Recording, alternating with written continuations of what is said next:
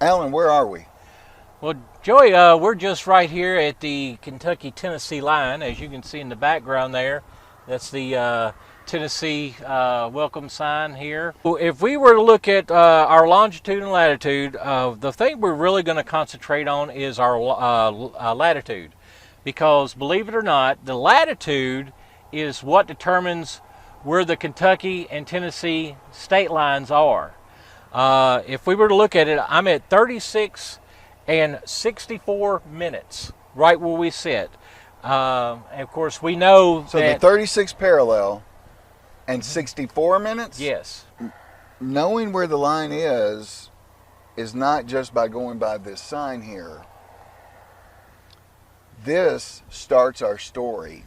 Can you take me back when we were just kids? We weren't scared of getting older, yeah. 'Cause no one knows you like they know you, and no one probably ever will. You can grow up, make new ones, but truth is, there's nothing like old friends. 'Cause you can't make old friends.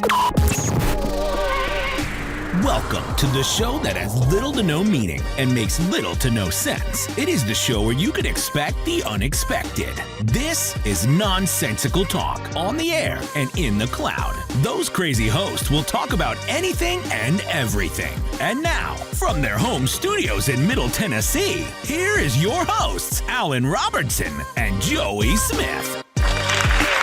Welcome to show number 3 in season 2 of 2022. Joey and I are, as you can tell, we're in a vehicle driving in our illustrious state of Tennessee here. We just left the state of Kentucky. And Joey, tell them a little bit about what we're going to be doing today. We're going to be talking about this town called Clarksville, Kentucky. And all of the complications that came around that. Clarksville, Kentucky, folks, sounds weird, sounds mythical, but it almost came to be. Follow us along. So, Alan, tell us why we're here. So we are here in Clarksville, Kentucky. Clarksville, Kentucky, this is where the line would have been if it would have followed the right layout. The 36 and 30 minute latitude mark is just about 10 feet that way. If you don't know where we're standing, this is Liberty Park. So Liberty Park would have been in Kentucky. And the Cumberland River is right behind us. Cumberland River is right there. But again, this is where the line would be. So that line that we saw at the very beginning, if you're watching our YouTube channel, if you're listening on the podcast, you won't see that line. You'll just hear our voices. But that sign would have been here if the folks that had those ropes and chains and the compass. Now, Joey, we reached out to Jeffrey Tyndale, the director of the Clarksville-Montgomery Regional Planning Commission, and asked him the question of how difficult was it to bring that line across the state? A lot of times people think the land looked like it did back then like it does now, but around here would have been a lot of prairies, a lot of forests, and most of especially on the east side of Tennessee, a lot of forests and hills. And you can imagine trying to walk 300, 600 feet in a general direction and keep it straight. But you walk until that pole is tight, you mark your location, and then you grab the other end of the pole and go down kind of like a chain gang in a football game. And that's how they kind of did it. The whole length of the state would be chain gang by chain gang all the way down the state line. And as you know, for your stories in the future, Tennessee has thousands of jogs in the state line. It's not smooth. When you really boil down to it, it's off by a couple feet here and there, all up and down the border. But when you zoom out to a nationwide look, it looks like a nice straight line. Alan and I are in pursuit of history here. The Yes. history of the state line of Tennessee and Kentucky. Something that we were looking at was, if you're looking at Kentucky on a map and Tennessee on a map, You'll notice it's a pretty straight line on that northern border until you get to land between the lakes. And then all of a sudden it drops down. And so that's what made us ask, how did it get that notch in there? And what we uncovered was a lot bigger than what we expected. So that brings us to our story. When we say and we ask, what state are we in right now?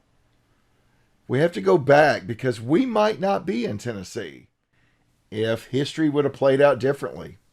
If we go back to 1663, all we had was the colonies, and there was border disputes. One of our biggest feuds in the United States of the Hatfield and McCoys was a border dispute between West Virginia and Kentucky. So this was not an uncommon problem of where is the border. So they reached out to King Charles. Remember, this is the colonies. And King Charles wanted to try to draw a fair border. And he envisioned in 1663 this northern border of North Carolina and the southern border of Virginia being on the 36th parallel.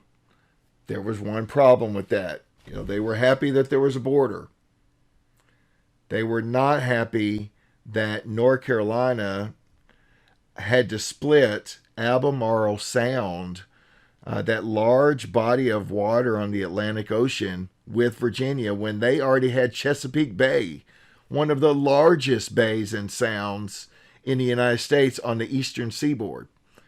And so in 1665, King Charles amended his border and raised it to the 36th parallel and 30-minute mark.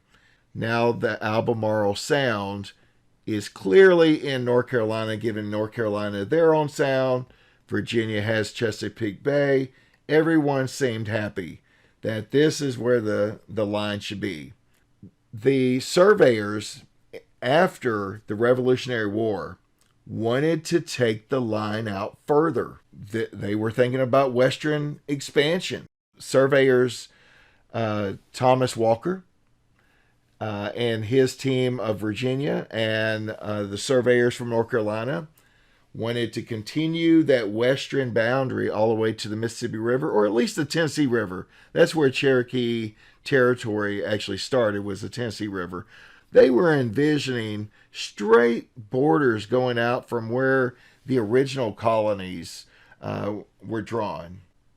When the surveyors got finished, this is how they thought the map looked. If you look at that large area in West Tennessee, now remember, this is before the state of Tennessee. This is just an expansion of North Carolina and Kentucky from Virginia. They took the line all the way out to the Tennessee River, and that's where the Cherokee Nation or Cherokee Territory actually started. So that large area in West Tennessee to the Mississippi River is Cherokee Nation. Later, Representative Andrew Jackson and Governor Isaac Shelby of Kentucky would purchase this land from the Cherokee Nation, and they called it the Jackson Purchase. But whenever the lines were drawn and they started populating counties, except for in that Cherokee Nation, they thought this line here, and this was called the Walker Line, and it's straight across.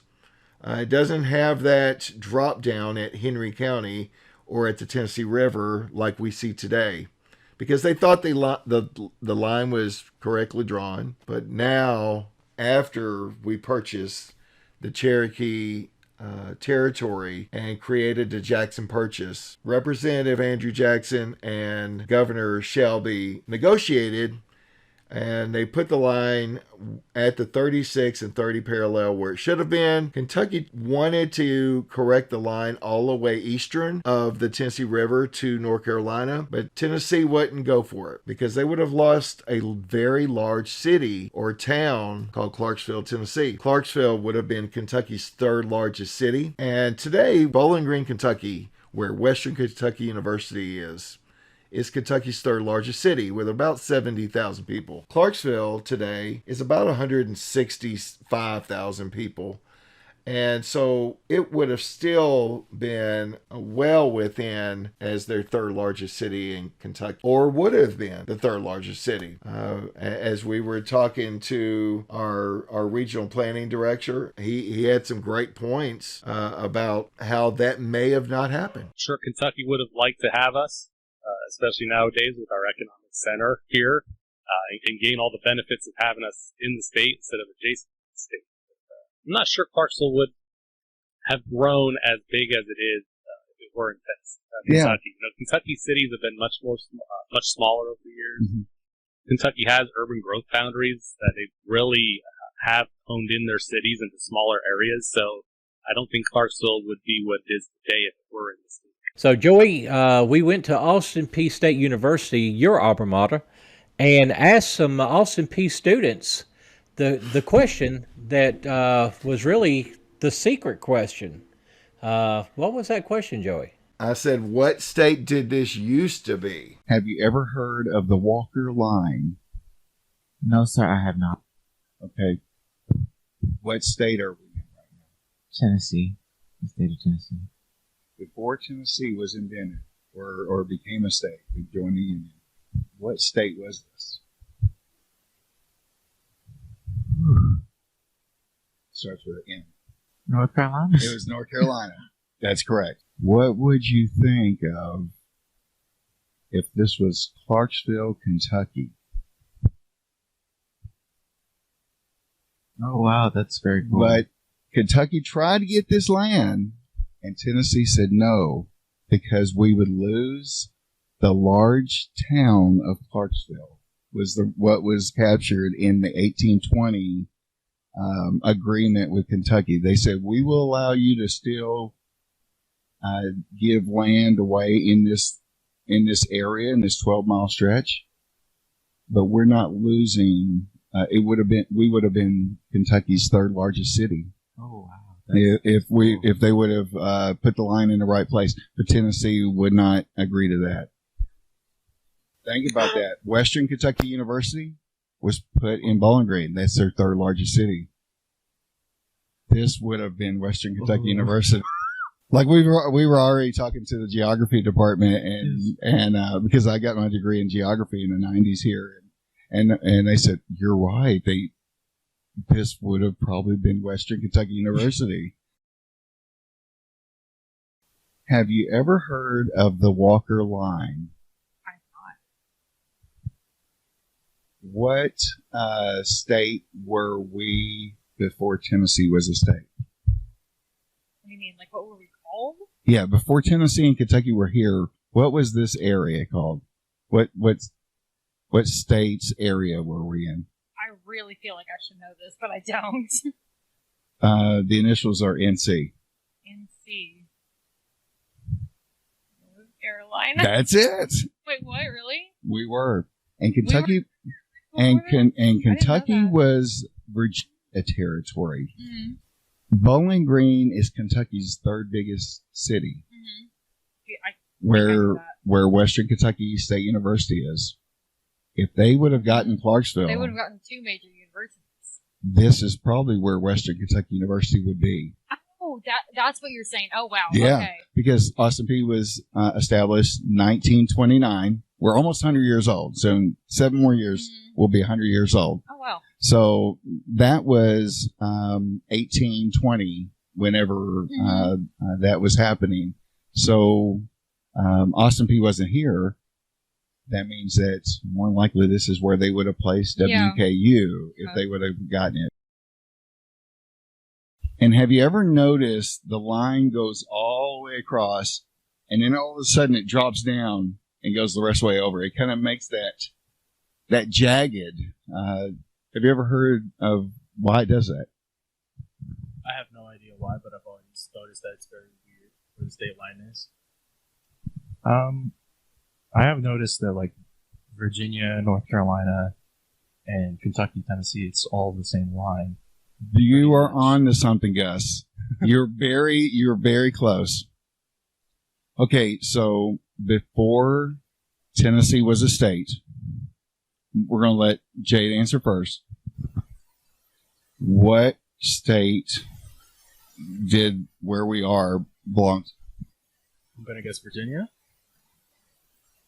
I believe it was a part of North Carolina. You're close too. You're actually both right and you don't realize it. Tennessee thought it was too big of a loss to lose a large town called Clarksville. It would have been Kentucky's third largest city if they would have gotten everything above that 36 and 30-minute mark. And so, but think about this here. Now, this is where I'd like to get your thoughts on this. Austin Peay is a state university funded by the state of Tennessee. And Kentucky University in Bowling Green, which is their third largest city, is funded by the state of Kentucky.